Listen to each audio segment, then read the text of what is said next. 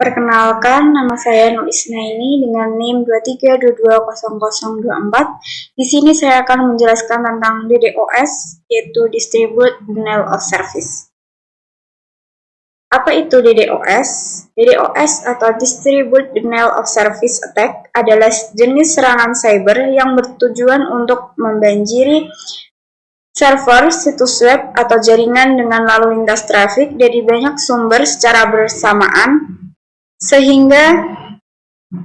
sehingga sistem menjadi lambat, tidak responsif, atau bahkan tidak dapat diakses sama sekali.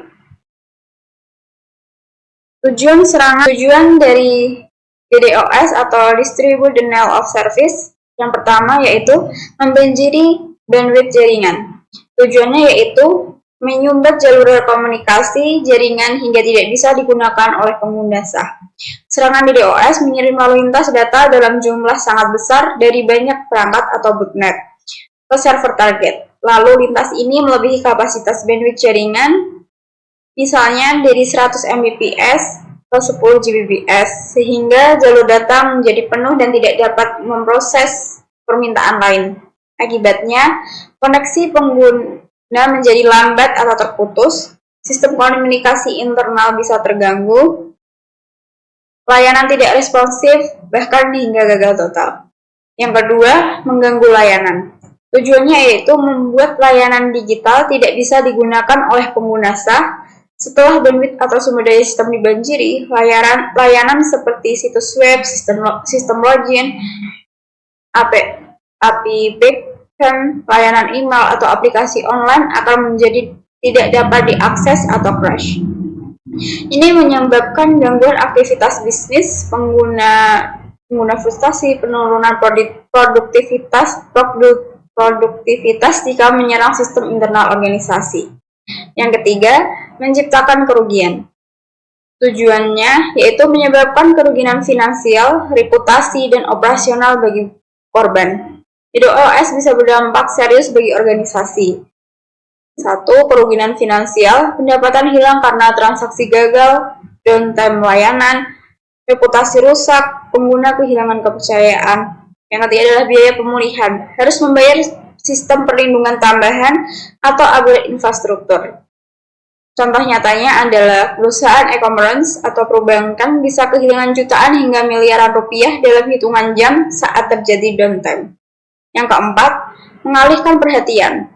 Tujuannya yaitu untuk mengalihkan fokus tim keamanan agar tidak menyadari serangan utama lain. Serangan DDoS sering digunakan sebagai serangan pengalih atau decoy attack saat tim keamanan sibuk menangani lonjakan trafik. Pelaku bisa menyusup ke sistem, melakukan pencurian data sensitif, menanam malware atau backdoor karena fokus utama terganggu. Serangan utama bisa berjalan tanpa terdeteksi. Yang kelima, melakukan pemerasan atau ransom DDoS. Tujuannya yaitu untuk memeras korban agar membayar tebusan untuk menghentikan serangan. Dalam skenario ini, pelaku mengirim ancaman akan melakukan DDoS jika tidak dibayar, atau menyerang terlebih dahulu lalu menuntut tebusan, biasanya cryptocurrency, untuk menghentikannya. Ini disebut juga RDoS atau Ransom Denial of Service. Banyak organisasi kecil hingga besar menjadi target karena tidak semua punya sistem perlindungan DDoS yang kuat. Jadi serangan DDoS bukan hanya gangguan teknis, melainkan strategi cyber berbahaya yang bisa menghancurkan layanan, merusak reputasi, menyebabkan kerugian besar karena itu deteksi dini atau keamanan yang kuat dan pemantauan lalu lintas secara aktif sangat penting untuk melindungi jaringan dari ancaman ini.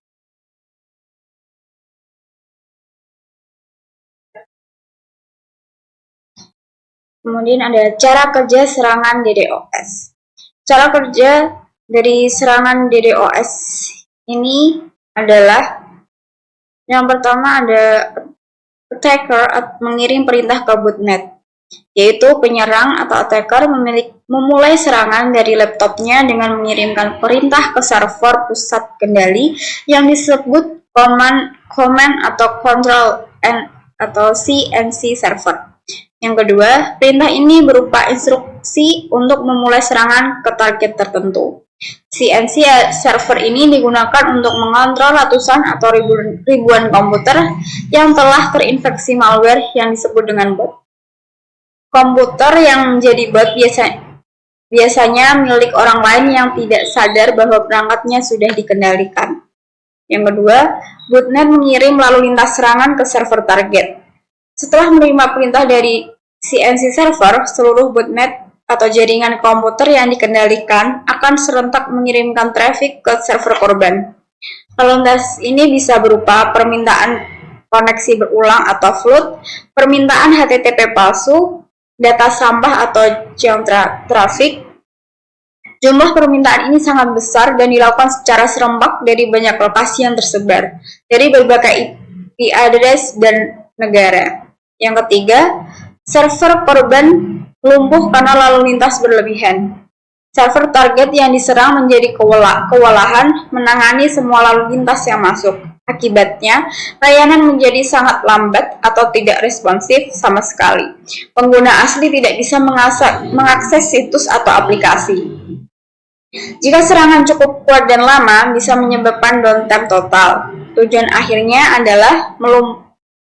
akhir penyerang adalah melumpuhkan layanan, menyebabkan kerugian, atau mengalihkan perhatian dari serangan lainnya.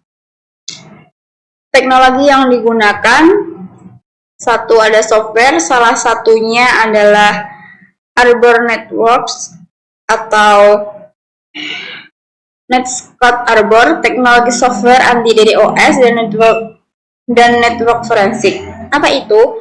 Arbor Networks atau sekarang bagian dari Netscout adalah salah satu solusi software paling terkenal untuk pendeteksi, analisis, dan mitigasi serangan DDoS serta ancaman jaringan lainnya. Fungsi utamanya yaitu satu, ada deteksi dan mitigasi serangan DDoS secara real time. Yang kedua, analisis lalu lintas jaringan untuk mendeteksi anomali dan pola serangan. Yang ketiga, memberikan visibilitas lengkap terhadap aktivitas jaringan global dan lokal. Yang keempat, membantu dalam network forensik melalui log, flow data, dan pemetaan serangan. Kemudian komponen penting dari Arbor Networks adalah Arbor TMS atau Threat Management System, yaitu untuk memblokir serangan DDoS secara otomatis.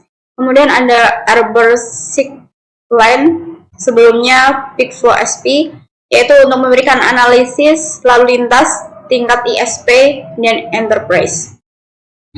Yang ketiga ada Atlas, yaitu sistem pengumpulan data serangan dari jaringan global yang terintegrasi dengan perangkat Arbor.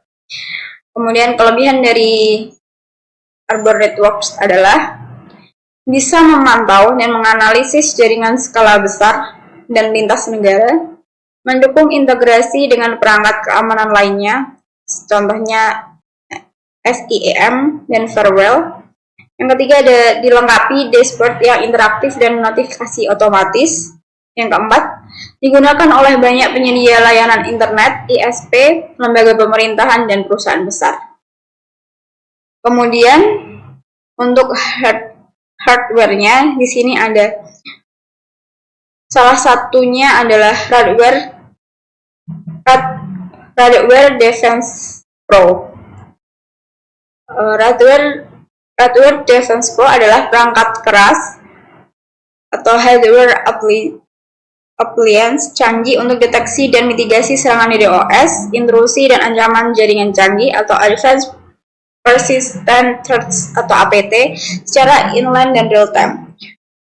Fungsi utamanya yaitu memblokir serangan DDoS sebelum mencapai server utama, memfilter lalu lintas jaringan berdasarkan reputasi, signature, dan perilaku traffic, mendeteksi botnet, SDN flood, DNS amplification, dan berbagai jenis DDoS canggih, memiliki sistem perlindungan otomatis tanpa mengganggu layanan sah.